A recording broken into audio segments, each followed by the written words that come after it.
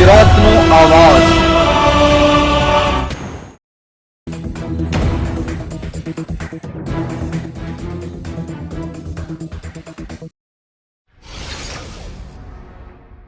ભરૂચ જિલ્લાના પાલેજ પંથકમાં વીજળીના કડાકા ભડાકા સાથે મુસળધાર વરસાદ વરસતા ચોમેર જળ બંબોની સ્થિતિ સર્જવા પામી છે।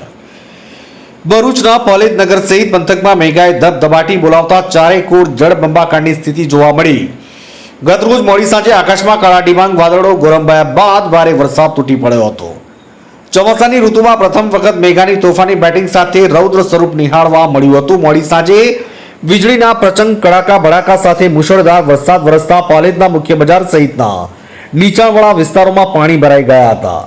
ભારે વરસાદને પગલે જનજીવન પણ પ્રભાવિત થવા પામ્યું હતું। ચોમાસાની સિઝનમાં પ્રથમ વખત મેઘો મન મૂકીને વરસતો જોવા મળ્યો હતો। ભારે વરસાદને પગલે ખેતરો પણ જળબંબાકાર થઈ ગયા હતા। ત્યારે ધરતીપુત્રો મેઘરાજા હવે ખમૈયા કરે એવી પ્રાર્થના કરી રહ્યા છે।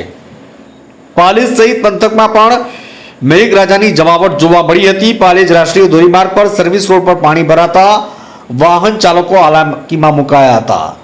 તો પુનઃ પાલેજ સ્થિત સબસ્ટેશન પાણીમાં ગરકાવ થઈ જતા 20 ગ્રાહકોને મુશ્કેલીનો સામનો કરવાનો વારો આવ્યો છે। પાલેજ નજીક આવેલા ટંકારિયા ગામમાં પણ તળાવ ઓવરફ્લો થતા ગામના પાદરમાં પાણી પ્રવેશતા લોકો હાલાકીમાં મુકાયા હતા। માછથી મોસીન કારાનો રિપોર્ટ।